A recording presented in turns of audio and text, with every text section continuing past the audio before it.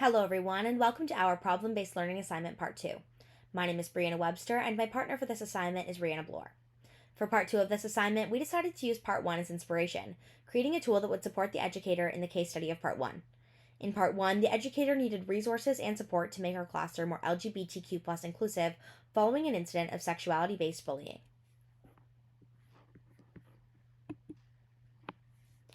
Our digital learning tool was created as a professional development course designed for educators, focusing on providing information as to how an educator can incorporate LGBTQ+ and gender identity content in the classroom learning experience. The purpose of this tool was to provide additional knowledge to instructors and school staff on best practices towards these issues, and foster an environment of inclusion and acceptance. At the end of this PowerPoint presentation, we will explore the digital learning tool together.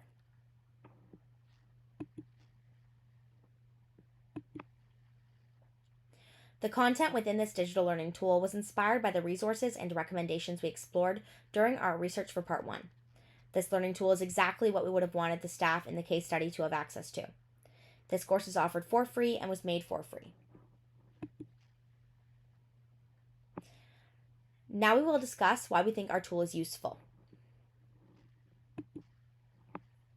We believe that our tool would be very useful across the education sector, for teachers and other school support staff, in order to expand their knowledge and inform them of best practices of sexuality and gender identity inclusion.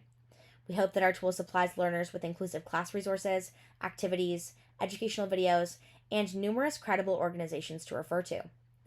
Educators and school staff may benefit from this digital learning tool as it can support them in creating a more inclusive and safe school environment for all students.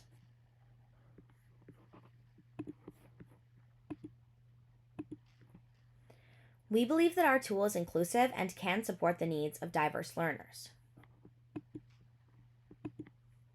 Our course is free of charge, enabling users to access the content regardless of their socioeconomic status. Our course could be useful for both online and in-person educators and school support staff. The course is self-paced, increasing the flexibility of the material and supporting the learning needs of those with busy schedules. Finally, our course offers a mix of content types, supporting all preferred learning styles. UDL principles were considered throughout the creation of this digital learning tool. At the heart of UDL are its 3 core principles for instructional design: multiple means of engagement, multiple means of representation, and multiple means of action. We aimed to promote engagement for our learners by providing relatable, real-world content, providing open-ended questions to encourage free thinking and connection making, and through the feature of a progress bar that helps learners to recognize how much of the content they have worked through already and what they have next. We provided representation for our learners by including videos, quizzes, surveys, infographics, and digital artwork for our learners. And finally, we promoted action and expression for our learners through providing text-based responses for the survey and links to external resources to enhance the learner's learning experience. Our lectures state that universal design for learning applies the concepts of accessibility and inclusion beyond physical environments. UDL aims to design teaching and learning opportunities that are varied, accessible, and engaging for all students, including those with differing needs. When applying UDL principles, it is essential that educators recognize the variation of abilities present in their classroom and adjust their curriculum and design choices to accommodate all learners. There are many policy implications that could allow or prevent this type of content from being taught in Canadian schools. For this presentation, we will be focusing on the policy implications surrounding usage and development of this tool in Ontario, Canada. Across Canada, education policy is determined by individual provinces. Sexuality and sexual health education varies dramatically across Canada. Until 2015, young people in Ontario were taught a sex ed curriculum from 1998. An updated curriculum was rolled out in 2015. Now, educators have access to newer, more up-to-date curriculum from the Provincial Ministry of Education. Currently, gender and sexuality education is being taught in the following grades in Ontario schools.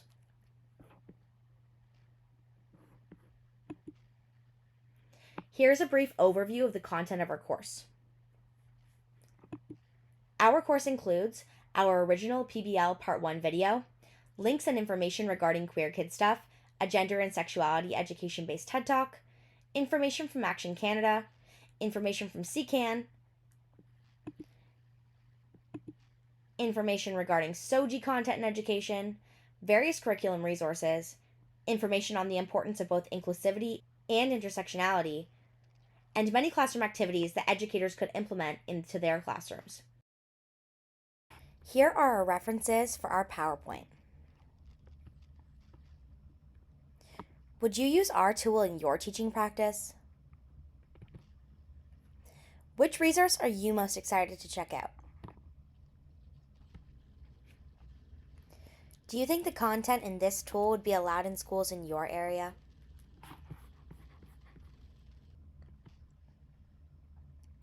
Thank you for listening to our presentation. Now let's explore our digital tool.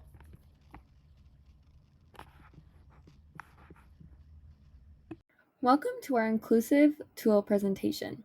My name is Rhianna Bloor, and I will be giving a quick overview of the course that we have created for teachers and other school staff. The course has been officially named as LGBTQ+ Inclusive Learning Resource for Educators. Once a learner is registered and signed up to the classroom, they will be able to launch the course and begin their learning. The course starts off by highlighting what kind of knowledge and ability a learner will gain from the course, and then goes into a course overview highlighting the modules.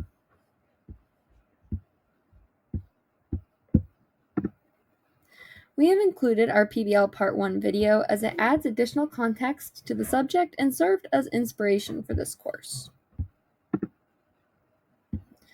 Modules either finish off with a button or question that will lead to the next one. We've incorporated pictures, text, and videos to diversify the content.